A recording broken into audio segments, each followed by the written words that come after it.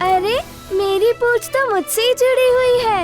अब तक जो मैं देख नहीं पा रहा था, मेरी पूंछ मुझसे जुड़ी हुई थी।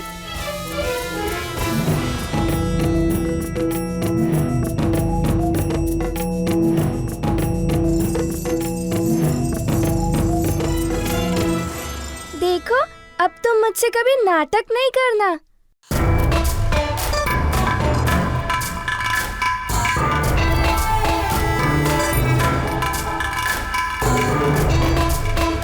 मेरी पूंछ मिल गई, मुझे मेरी पूंछ मिल गई, मुझे मेरी पूंछ मिल गई, मिल गई।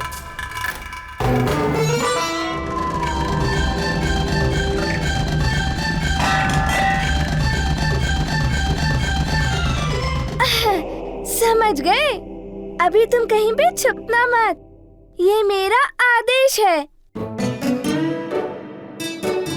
और मेरा आदेश तुम्हें मानना ही होगा, क्योंकि तुम मारुति की पूंछ हो। क्या तुम सच में मेरी पूंछ हो?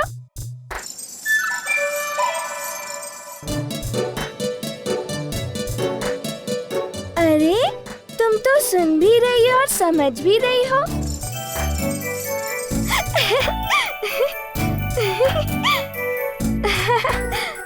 अच्छा, तुम्हें तो बोलना भी आता है और तुम लंबी भी हो और सुंदर भी। वो तो होना ही है, क्योंकि तुम मारुति की पूंछ हो। बहुत अच्छे, बहुत अच्छे। अब मैं भी तुमसे अपने सारे काम करवाऊंगा, जैसे सभी अपनी अपनी पूंछ से अपना काम करवाते हैं, बिल्कुल वैसे ही। हाँ, तुम्हें भी मेरा कहना मानना होगा। मानना ही होगा, जैसे सबकी पूंछ उनका कहना मानती है। समझ गए? समझ गए ना? अब से मैं तुम्हारा स्वामी और तुम मेरी पूंछ। अरे ये तो मना कर रही है। वह वानर ही क्या, जिसकी पूंछ उसके वश में ना रहे।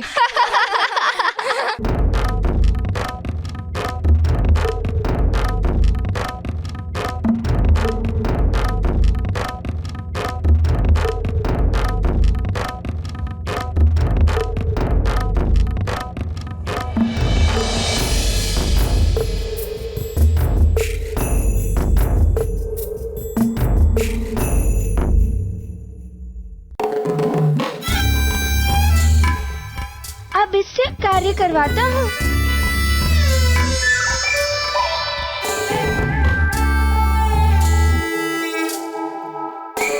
करो।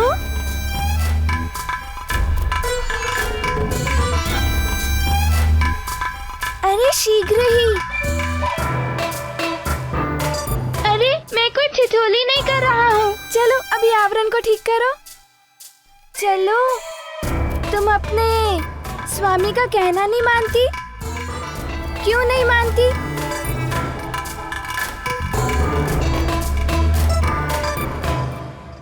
अवश्य तुम्हें अभी कार्य करने का अभ्यास नहीं होगा। मैं तुम्हें दिखाता हूँ, ठीक है? ये ऐसे और ऐसे, ऐसे और ऐसे, ठीक है? अब तो तुम मेरा कहना मानोगी। चलो अब इस आवरण को ठीक करो।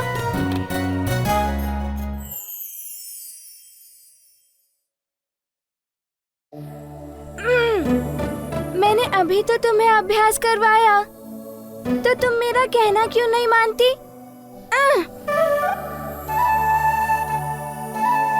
क्या मैं अभी छोटा बालक हूँ इसीलिए? चलो मैं अभी तुम्हें किसी बड़े की पूंछ से मिलवाता हूँ, तो ही तुम्हें समझ में आएगा, और तब तुम मुझसे हट नहीं करना। चलो।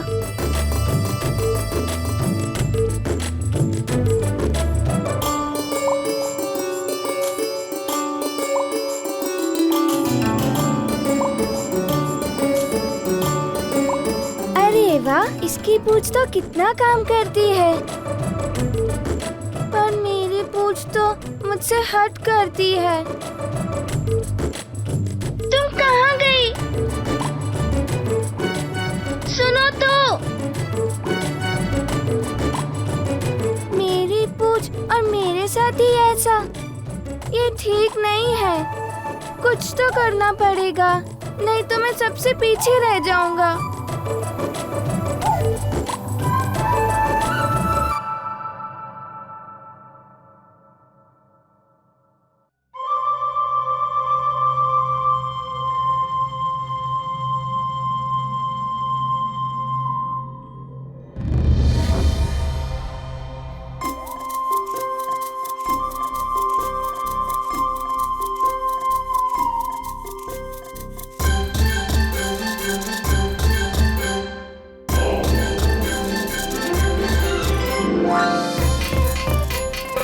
देखो देखो इसकी पूंछ को, उसका कहना मान रही है और इतने कठिन कठिन कार्य कर रही है।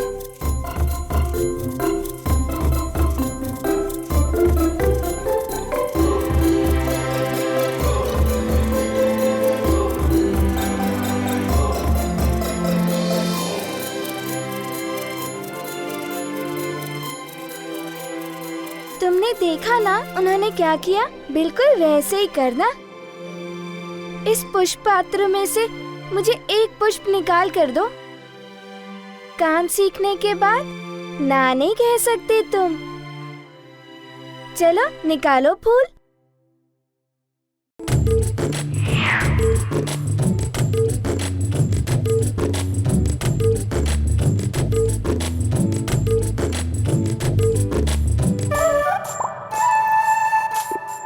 शीघ्र करो।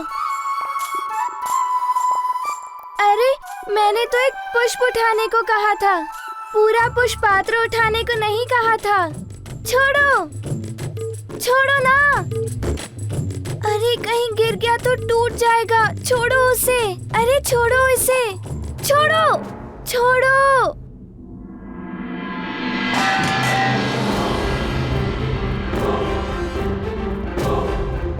अरे ये क्या कर दिया? पूरा पुष्प पात्र ही तोड़ दिया। अब मुझे माँ की डांट अवश्य ही सुननी पड़ेगी।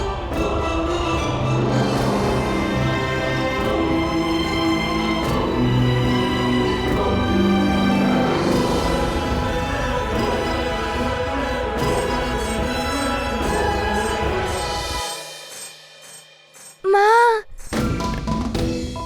अब क्या करूं?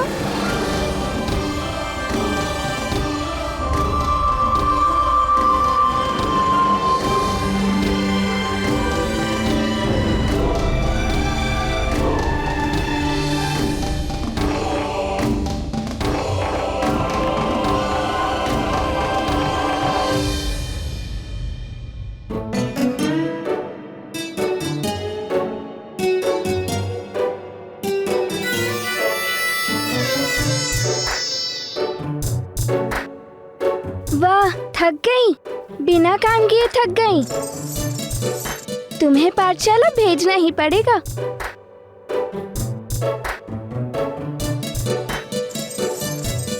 ये कोई हंसी का समय नहीं है। अरे रे, कहाँ जा रहे हो केसरी नंदन? ये दूध कौन पिएगा?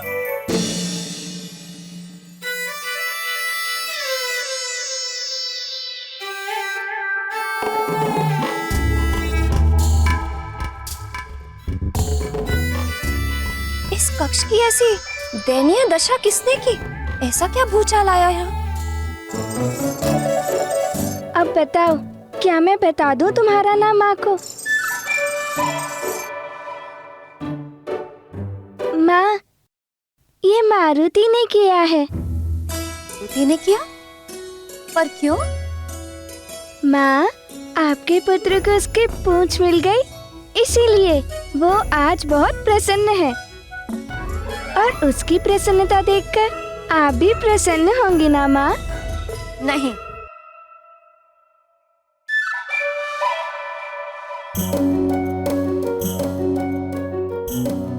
मैं तनिक भी प्रसन्न नहीं। माँ की प्रसन्नता अवश्य ही पुत्र की प्रसन्नता में छुपी होती है, किंतु ऐसा पुत्र जो सुशील हो, सरल और आज्ञाकारी हो।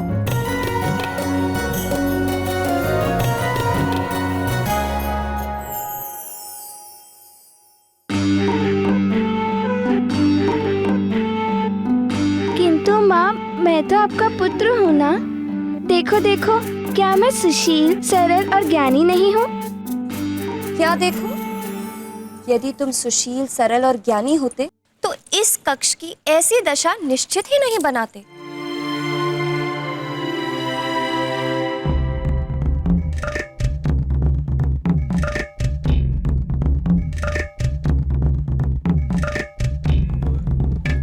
रुष्ट हो जाने से कोई बात नहीं बनेगी।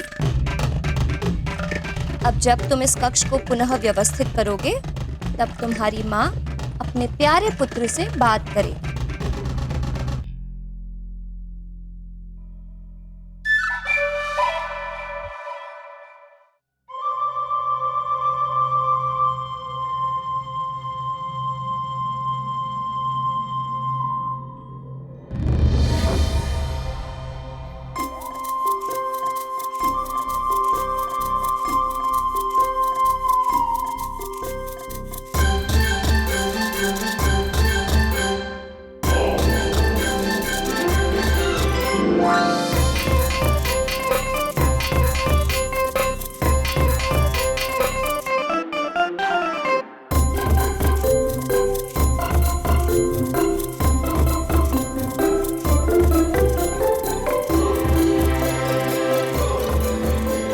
देखा, तुम्हारे कारण मुझे क्या क्या करना पड़ रहा है।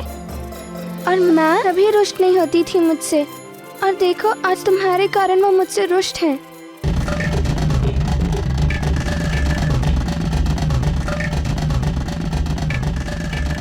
जब तुम मुझे मिले थे कितना प्रसन्न हुआ था, और अब देखो कितना काम करना पड़ रहा है।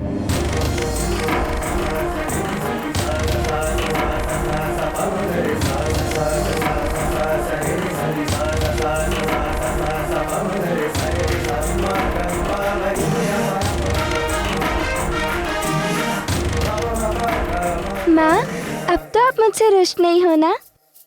देखो, पूरा कक्ष व्यवस्थित हो गया।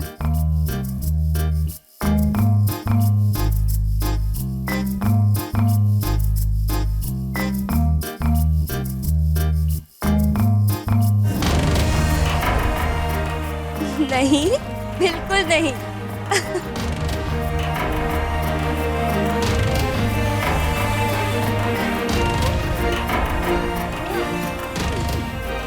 चलो, अब जल्दी से दूध पी लो।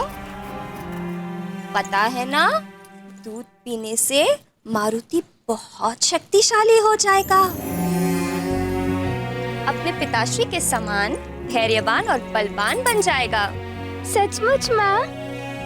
हाँ, लेकिन दूध पीने के बाद। माँ, पहले आप मेरे प्रश्न का उत्तर दीजिए, फिर ही मैं दूध पीऊंगा। पहले दूध, उसके बाद आप जो भी प्रश्न पूछोगे मैं अवश्य उसका उत्तर दूंगी। नहीं, पहले प्रश्न। नहीं मारुति, पहले दूध। पता है, जो अच्छे बालक होते हैं ना, वो सदा अपनी माँ की बात सुनते हैं।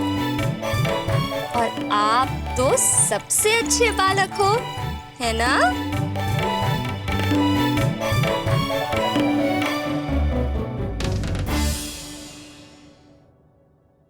माँ भी कभी कभी बालकों की तरह हट करती हैं।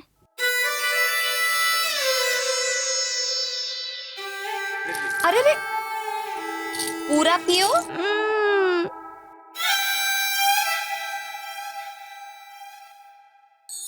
दूध बालक के मस्तिष्क और उसके शरीर के विकास के लिए अति आवश्यक है। संतान को सही दिशा और व्यवहारिकता बताने का धर्म माता पिता का ही होता है।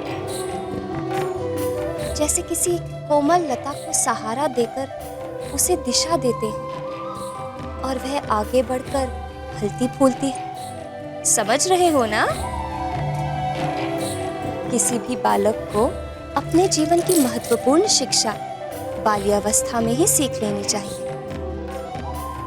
तभी वह लंबी अवधि तक स्मरण रहती है और बालक के सारे रास्ते सरल हो जाते हैं और वो अपने जीवन के उच्च शिखर तक अवश्य पहुंचता है। समझ गए ना? चलो अब शीघ्रता से दूध पी लो।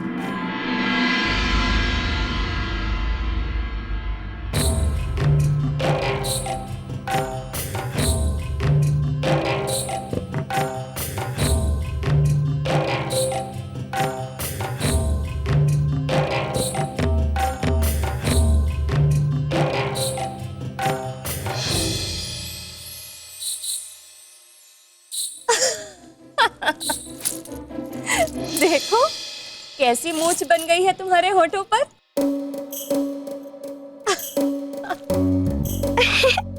अच्छा माँ, मेरे होठों के ऊपर मूंछ है। किंतु माँ, आप ये बताओ मैं पाठशाला कब जाऊंगा? पाठशाला? पाठशाला तो आप तब जाओगे जब आप बड़े हो जाओगे। अभी तो आप बहुत छोटे हो। पर माँ, आपने ही तो कहा कि मेरे होठों के ऊपर मूंछ है, तो अब मैं छोटा बालक कहाँ रहा?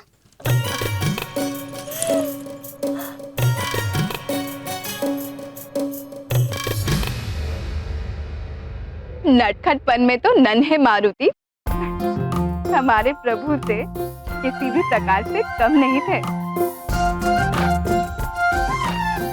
इसीलिए अंजना और केसरी उन्हें अपनी सुरक्षा में रखते हुए और भी अधिक सतर्क थे। नटखट बालक, वो भी वानर, और उससे भी अधिक अलौकिक शक्तियों का ज्ञाता। ऐसे में अंजना की दशा बड़ी विचित्र थी। वो अपने पुत्र की सुरक्षा में सतर्क तो थी ही, किंतु एक और विचित्र चिंता उसे मन ही मन में खाए जा रही थी।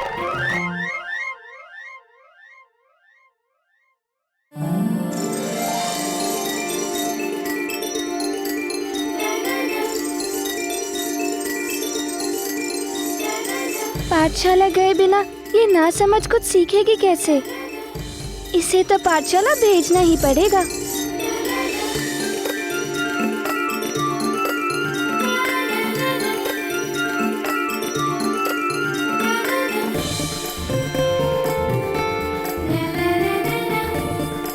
मैं समझ नहीं पा रहा कि तुम्हें कौन सा पाठ दूं। किंतु तुम तो दिखती बड़ी हो, पर तुम्हारी बुद्धि बिल्कुल बालक जैसी है। पूंछ की समस्या का समाधान ढूंढने मारुति पाठशाला चले गए।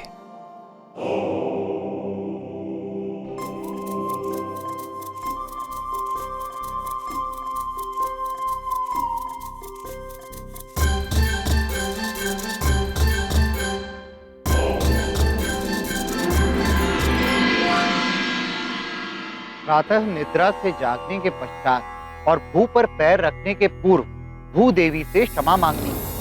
क्षमा मांगने का मंत्र है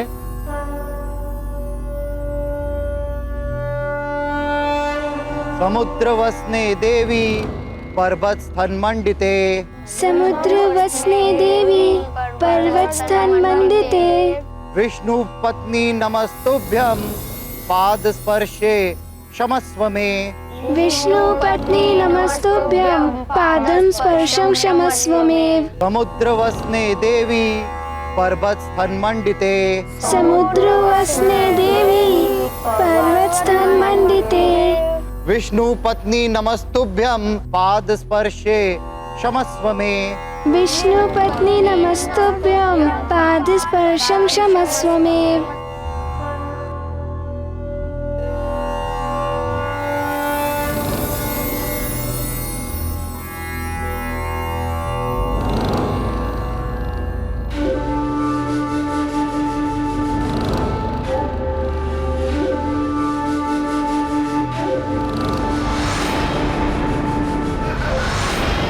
अवश्य ही मेरे बिना रह नहीं पा रहा है। बेचैन है तू। अब मेरे मुंह में आकर ही चैन मिलेगा तुझे। आजा, आजा, शीघ्र आजा।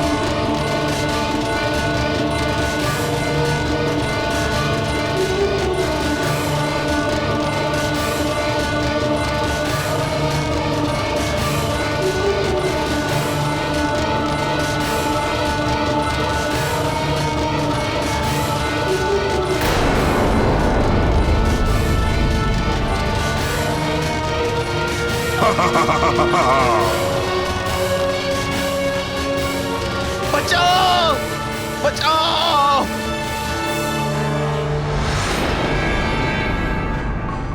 बचाओ।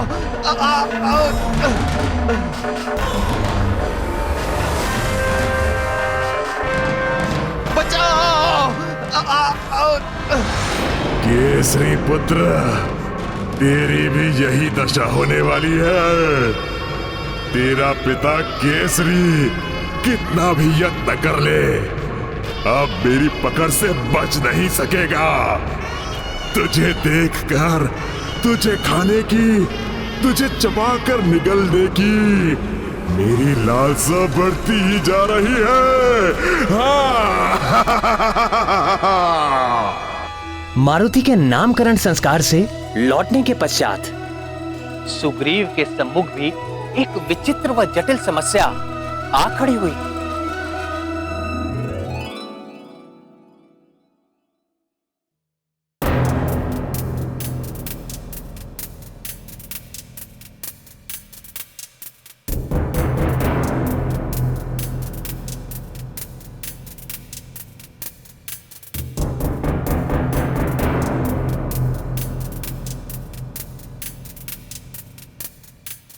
चलो भैया, आज पुनः गदा अभ्यास हो जाए। गदा अभ्यास करना चाहता है मुझ महानतम के साथ? चाहता क्या है तू? क्षण भर में ढेर कर दूंगा तुझे।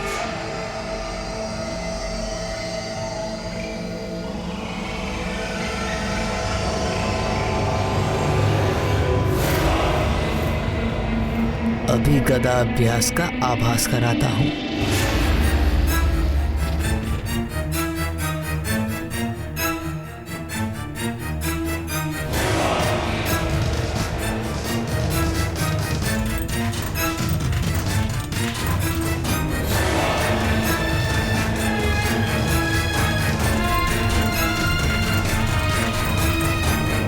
तो बांध इसे अपने नेत्रों पर।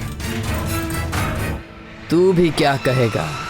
आज तेरी भी इच्छा पूरी कर देता हूं। हाँ हाँ भैया, आपके लिए तो कुछ भी।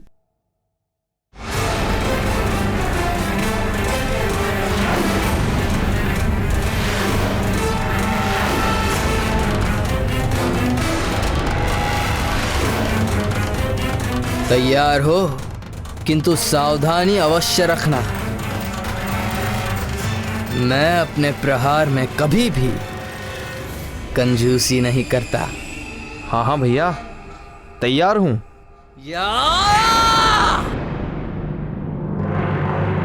पर भैया, आज तो मैं ही जीतूंगा। क्यों? आज तुम्हारी सहायता वो मायावी करेगा क्या? वो मायावी मरकट जिसके दूध के दांत अभी टूटे नहीं, वो तुम्हारी सहायता करेगा। भैया, ये गदा प्रतियोगिता तो आपके और मेरे बीच में है। इसमें मारुति को बीच में लाने की क्या आवश्यकता है?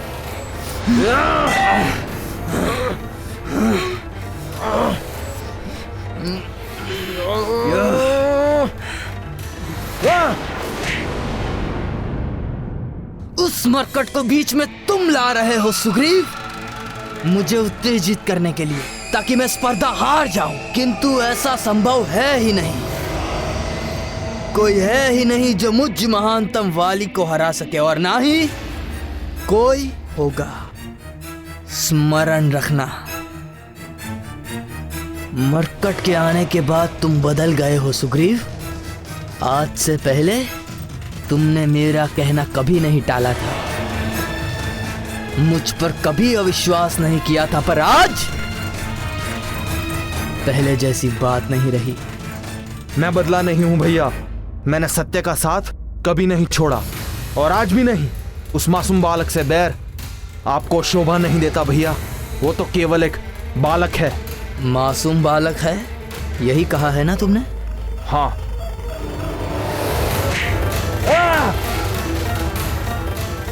उस मासूम को याद कर आपका मुझ पर गदा प्रहार और क्यों बढ़ जाता है भैया? कि आपके मन में उसके लिए इतना बैर है? क्योंकि तुझे उस मरकट की अधिक याद आती है। आया नहीं वो तुझे बचाने?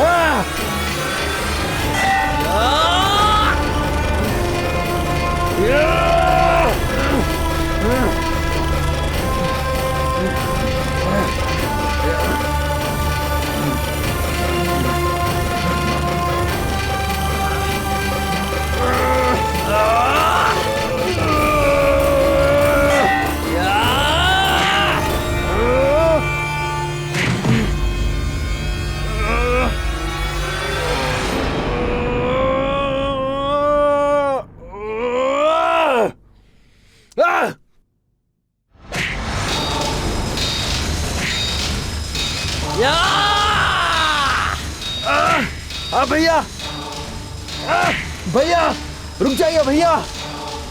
अपनी आंखों से असत्य की पट्टी हटाइए, तभी मारुति का सत्य आपके सामने आ सकेगा। रुको भैया रुको। इसीलिए आप इस प्रतियोगिता को युद्ध समझ बैठे हैं।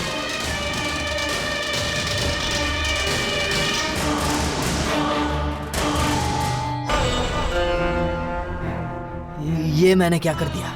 उठो सुग्रीव, उठो सुग्रीव, उठो सुग्रीव। मैं तुम्हें मारना नहीं चाहता था, किंतु मुझ पर संदेह कर करके तुम मुझे बार बार क्रोध दिला रहे हो।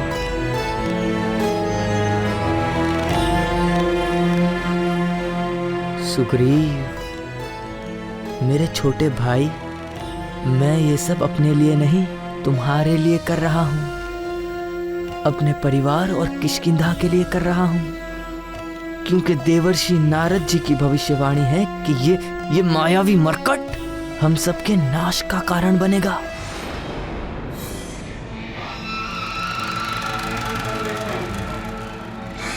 आपकी बातें सुनता हूं तो भैया बिल्कुल भी असत्य प्रतीत नहीं होती, किंतु जब बालक मारुति को देखता हूं तो मुझे वो मायावी नहीं लगता। मुझे नहीं लगता कि वो हमारे नाश का कारण बनेगा।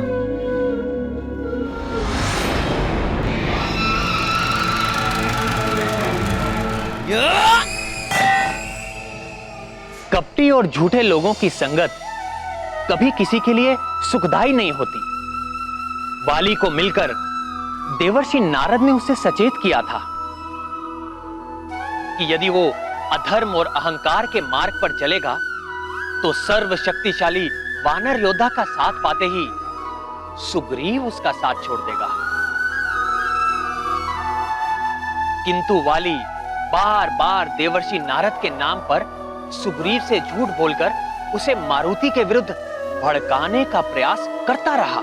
नारद जी की कही बात अभी से सच प्रतीत होने लगी है। अब ये सुग्रीव पहले वाला सुग्रीव नहीं रहा, किंतु मैं महानतम हार नहीं मानूंगा।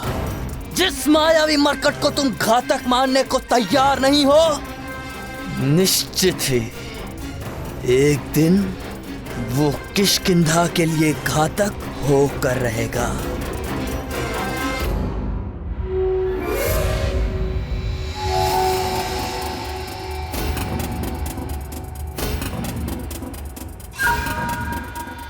मैं वर्तमान में जीता हूं भैया।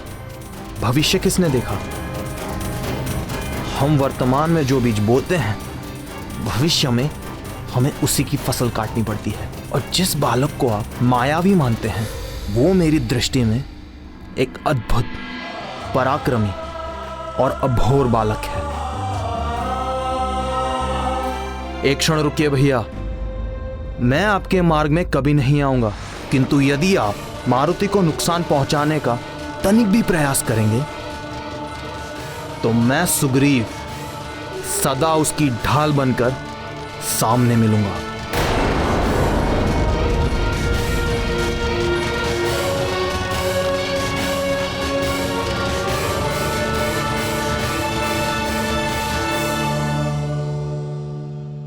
तो मैं सुग्रीव मारुति की ढाल बनकर उसके सामने मिलूंगा।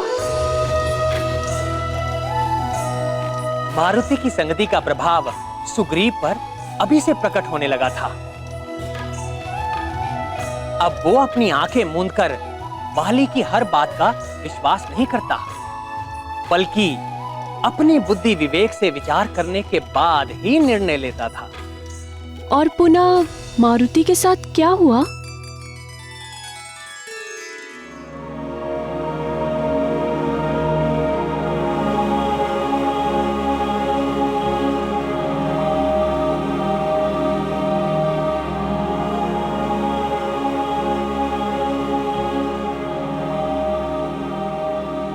पुत्र, बिना किसी सुरक्षा के कहीं जाना उचित बात नहीं है।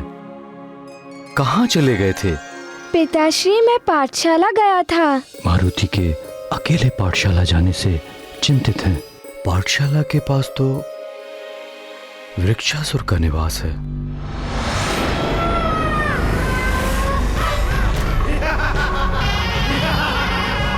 क्या हुआ पिताश्री? कुछ नहीं पुत्र, पाठशाला गए थे। पाठशाला अच्छी लगी आपको? हाँ पिताश्री। ठीक है, आप चिंता ना करें, कल से पाठशाला यहीं महल के प्रांगण में आ जाएगी।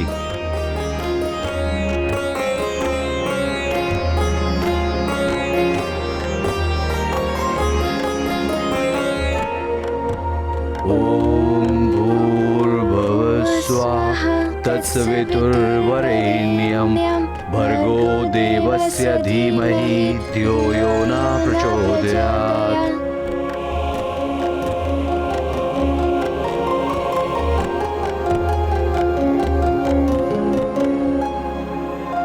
अब सोने का समय हो गया है पुत्र।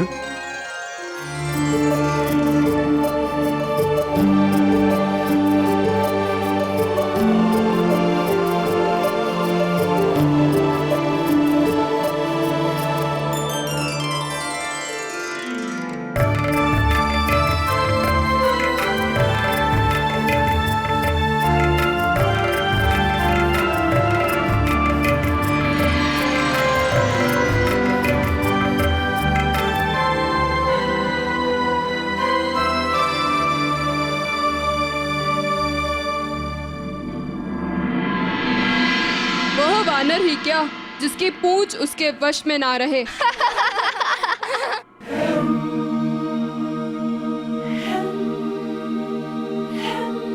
कैसे किसी को बताऊं कि मेरी पूंछ मेरा कहना नहीं मानती। उससे कहता कुछ हूँ और वो करती कुछ है। किसी को भी कैसे बताऊं? सभी मुझ पर हंसेंगे। जब माँ को पता चलेगा तो उन्हें भी बहुत दुख होगा। समझ में नहीं आ रहा कि मैं क्या करूं।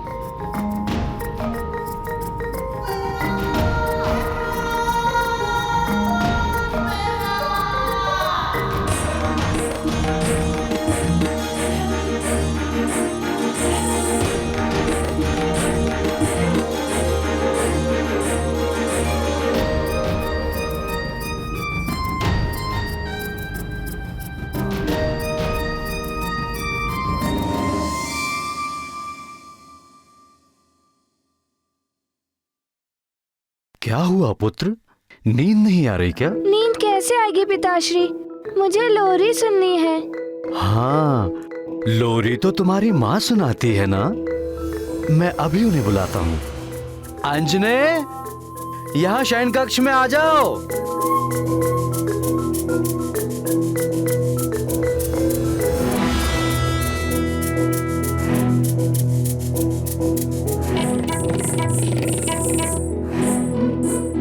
माँ, आप कहाँ हो?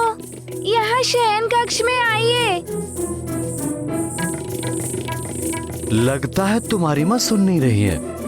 चलो ढूंढ के आते हैं।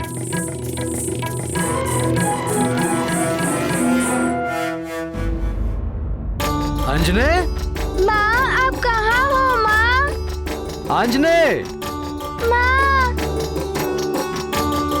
अंजने कहाँ हो प्रिय? माँ, माँ, माँ, आप कहाँ हो? माँ, अरे, आप दोनों पिता पुत्र यहाँ? क्या हुआ? नींद नहीं आ रही है? अरे यहाँ वहाँ कहाँ नहीं ढूंढा तुम्हें। तुम्हारी लोरी के बिना नींद ही नहीं आती मारुति को।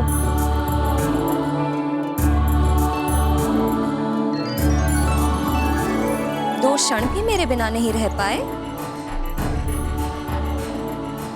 अच्छा मान, यदि किसी कारणवश लंबी अवधि के लिए मैं तुम सबसे दूर चली गई, तब क्या करोगे?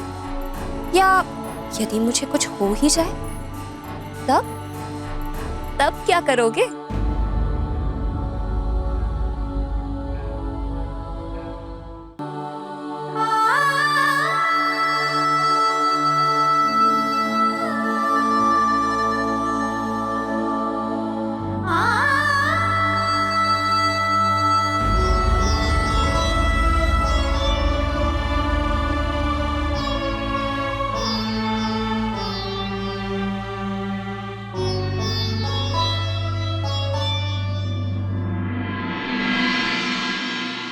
ऐसे हो ही नहीं सकता माँ।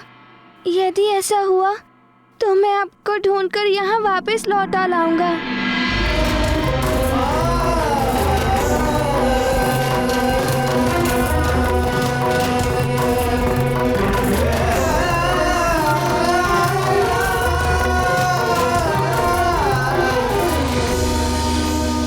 हास्य में भी ऐसी बात ना करना प्रिय।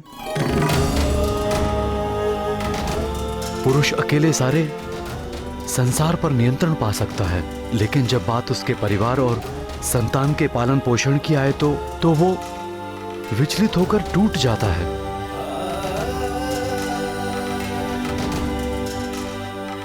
स्वामी, मेरी मंशा आपको कष्ट पहुंचाने की बिल्कुल नहीं थी।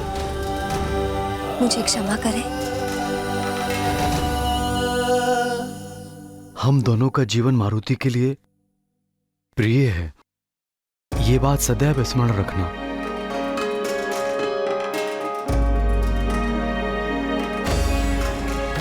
माँ चलो ना, मुझे नींद आ रही है। चलो ना माँ, लोरी सुनाओ ना।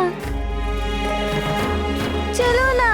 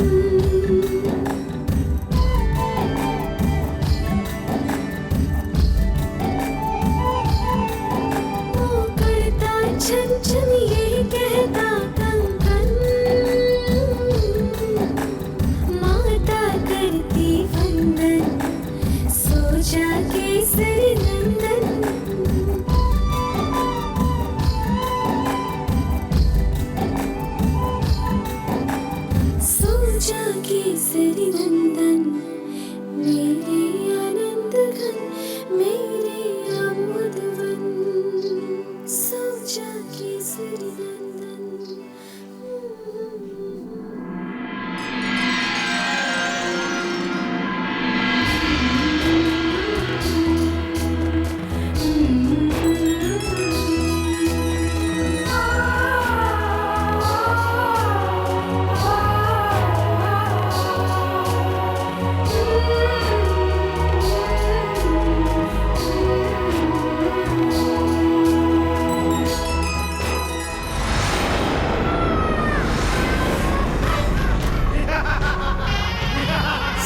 राजा केसरी नंदन, मेरे आनंद धन, मेरे आमोदवन, ओ करता छन छन, यही कहता कन कन।